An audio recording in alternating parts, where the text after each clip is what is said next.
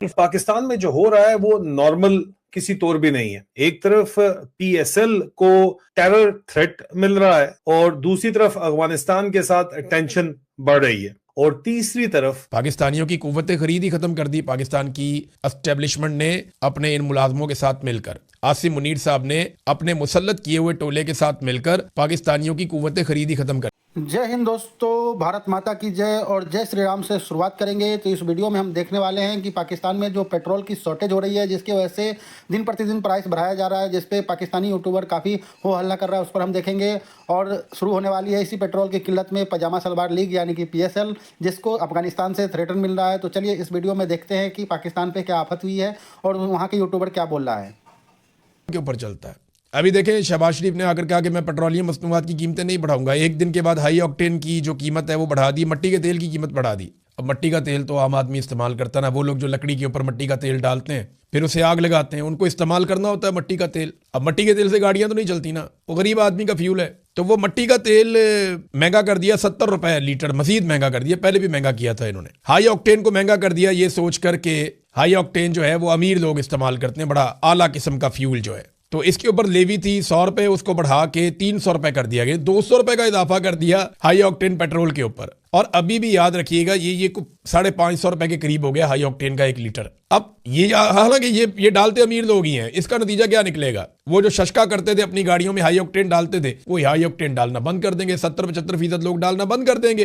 तो जब वो बिकेगा ही नहीं तो उसमें से ये कमाएंगे क्या? तो वो कहते हैं गंजी नहाएगी क्या, नचोड़ेगी क्या। तो ये वही मामला है इनका। जब वो बिकना ही नहीं है तो उसमें से इन्होंने कमाना क्या है? जितना महंगा इन्होंने कर दिया, लोग दूसरा वाला डालेंगे या मिक्स करके डालेंगे, जैसा कि नॉर्मली लोग करते हैं। पाकिस्तान में पहले भी बचत करते हैं। है वैसे फ्यूल वो अमीर आदमी का है, लेकिन इतना जब आप बढ़ा देंगे ना तो वो भी दूसरे फ्यूल पे आ जाएगा। और अभी आप देखिएगा ये दूसरे फ्यूल की कीमत भी बढ़ाएंगे। ये इतने अच्छे नहीं है कि ये कौम का एहसास करे। जब इन्हें पता चलेगा कि इससे भी पैसा नहीं बन रहा तो ये एक और तरीके से पैसा बनाएंगे। हालात पाकिस्तान के ये हैं कि इस ईद पे जो खरीदारी हुई है, मैं कराची की बात कर रहा हूं जहां सबसे ज्यादा खरीदारी होती है ईद के मौके पर, वहां पे चेयरमैन ऑल कराची ताजर इत्तेहाद जो है, उनके चेयरमैन अतीक मीर, उन्होंने स्टेटमेंट जारी किया, जनाब पिछले साल की निस्बत मजीद 40% कम हो गई खरीदारी। पाकिस्तानियों की कुव्वत खरीद ही खत्म कर दी पाकिस्तान की एस्टेब्लिशमेंट ने अपने इन मुलाजमों के साथ मिलकर। आसिम मुनीर साहब ने अपने मुसल्लत किए हुए टोले के साथ मिलकर पाकिस्तानियों की कुव्वत खरीद ही खत्म कर दी। हालांकि जब ये आर्मी चीफ बने थे तो उसके बाद इन्होंने दावा किया था 1 साल में मईशत को ठीक कर देंगे। इनका काम नहीं था, ये दावा करना नहीं चाहिए था, लेकिन दावा किया था। आज चौथा साल हो गया इनको,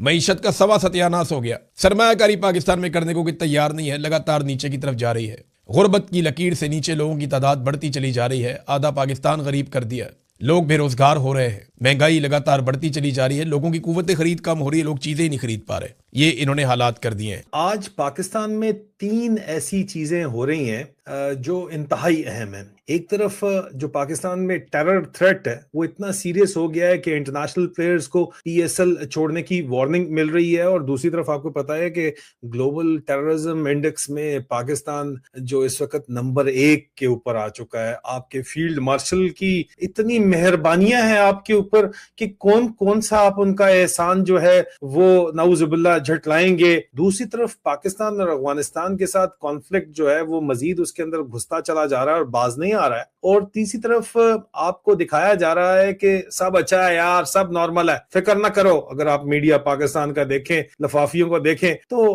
कहते नहीं नहीं सब अच्छा है यार, हम जो है वो जीत रहे हैं, क्रिकेट जीत रही है। लेकिन असल कहानी कुछ और है। और अगर आपने, जाहिर बात है, इसको समझना है तो आपको कुछ डॉट कनेक्टिंग करनी पड़ेगी। पाकिस्तान टेररिज्म इंडेक्स में नंबर 1 के ऊपर चला गया है। पाकिस्तान जो इस वक्त सुपर लीग है पीएसएल, इस वक्त सिक्योरिटी फेलियर का शिकार है। सबसे पहले आप इसको देख लें कि पाकिस्तान का सबसे बड़ा क्रिकेटिंग इवेंट है जिसको मार्केट किया जाता है, डिक्टेटर का पेशाब यहाँ पे लगाया गया है। मोहसिन नकवी साला जो है वो जबरदस्ती यहाँ पे बैठा हुआ है, पैसा बनाया जा रहा है बेतहाशा, लेकिन मैच होंगे तो पैसा बनाया जाएगा। और हो क्या रहा है कि जनाब दहशतगर्द जो ग्रुप हैं, टेरर ग्रुप्स हैं, वो खुलेआम वार्निंग दे रहे हैं कि अगर कोई फॉरेन प्लेयर पाकिस्तान के अंदर आया तो उसके साथ जो है वो फिर हम अच्छा नहीं करेंगे। तो सोचिए, एक मुल्क जहां इंटरनेशनल इवेंट होने जा रहा हो और वहां प्लेयर्स को कहा जा रहा है कि पाकिस्तान मत आओ। ये रिपोर्ट किया गया है बाकायदा तौर के ऊपर। तो ये सिर्फ एक सिक्योरिटी इशू नहीं है, ये आपका पूरे का पूरा इमेज कोलैप्स हो रहा है। अगर कुछ बचा हुआ था तो इन मौसम नकवियों ने और इन मनीरों ने, इन डेरी इस्लामाबाद के गटर के ढक्कनों ने और ये जो जाली सैयद बने हुए फिर इन लोगों ने अगर कोई इमेज छोड़ा था तो जाहिर बात है अगर कोई बचा है तो वो इमेज आपका इशू बन गया है, वो तबाह हो रहा है। और सबसे बड़ा सवाल ये है कि अगर एक रियासत अपने सबसे बड़े इवेंट को सिक्योर नहीं कर सकती तो अवाम को वो कैसे प्रोटेक्ट करेगी, ये क्वेश्चन किया जा रहा है। बीच में सबसे बड़ा सवाल जो है वो अवाम के लिए है, क्योंकि बीच में विचकार अवाम है जो फंसी हुई है। और सबसे बड़ा सवाल ये है कि क्या पाकिस्तान की सिचुएशन जो है वो पाकिस्तान की फौज और ये फेवरेट फील्ड मार्शल जो बना हुआ है साला ये कंट्रोल कर पाएगा या सिचुएशन पाकिस्तान को कंट्रोल कर रही है जी। अच्छा, अब ना टाउट्स और कुछ जो दिहाड़ीदार तबका है वो अजीबोगरीब किस्म के स्टेटमेंट्स दे रहे हैं। वो कह रहे हैं जी क्योंकि गल्फ ममालिक में पाकिस्तानी काम करते हैं, तो क्योंकि बड़ी तादाद में पाकिस्तानी यहाँ पे गल्फ ममालिक में मौजूद हैं, लिहाजा हमें उनकी बात माननी पड़ेगी, हमें उनके साथ खड़ा होना पड़ेगा, हमें उनके साथ जंग में हिस्सा लेना पड़ेगा। अगर हम ये नहीं करेंगे ना तो हमारे लिए बड़ी मुश्किलात हो जाएंगी, वो पाकिस्तानियों को वापस पाकिस्तान भेज देंगे। खाला जी का वाड़ा है, क्या सिर्फ पाकिस्तानी काम करते हैं गल्फ ममालिक में? मैं बताता हूं ये कौन सा झूठ है जो आपसे बोल रहे हैं और कौन सी बात है जो आपसे छुपा रहे हैं, और डेटा के साथ बताऊंगा। पहले ले लें सऊदी अरब को। सऊदी अरब में पाकिस्तानी कितने हैं जो काम करते हैं? 26,40,000। 26,40,000 पाकिस्तानी सऊदी अरब में काम करते हैं। बांग्लादेशी कितने हैं? 35 लाख। पाकिस्तानियों से भी 9 लाख ज्यादा। भारतीय कितने हैं? 26,50,000। पाकिस्तानियों से भी 10,000 ज्यादा। यानी बांग्लादेशी और भारतीय पाकिस्तानियों से ज्यादा सऊदी अरब में काम करते हैं।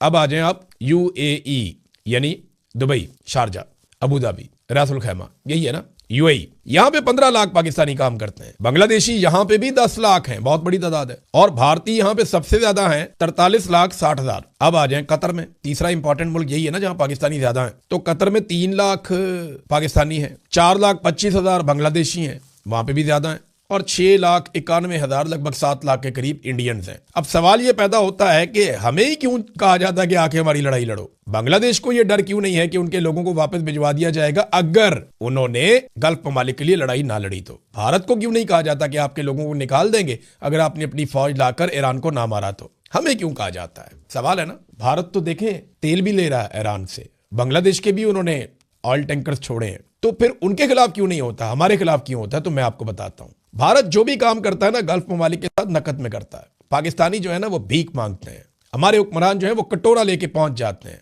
हमारे हुक्मरान जो है वो उधार में तेल लेते हैं, हमारे हुक्मरान जो है वो अपनी इंटरनल सियासत में उनकी मुदाखलत करवाते हैं। ये उनके जरिए से अमेरिका से राब्ता करते हैं और उनको पाकिस्तान की सियासत के अंदर बार बार दावत देते हैं और वहां से फायदे उठाते हैं, उनके जरिए से डीलें करके पाकिस्तान से बाहर भागते हैं। तो जब आप किसी को दावत देंगे कि वो आपके घर के अंदर आके आपके घर के मामलात को देखे, तो फिर वो भी आपसे एक्सपेक्ट करेगा कि आप भी उसके मुताबिक चलें। ये हमने खुद दावत दी है अपनी खुद मुख्तारी के ऊपर। हमारे भाई हैं, ब्रदर इस्लामी ममालिक हैं, हमारे सर आंखों पे हैं, लेकिन ये तरीकाकार नहीं होता इंटरनेशनल रिलेशंस का।